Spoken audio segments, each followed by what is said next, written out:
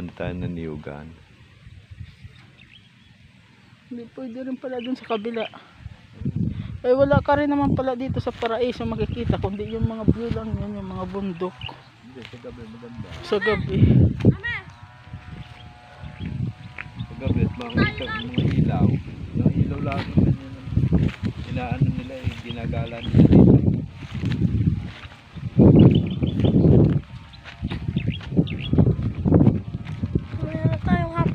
Hello! Hello mga ka-YouTube. Mga ka-YouTube.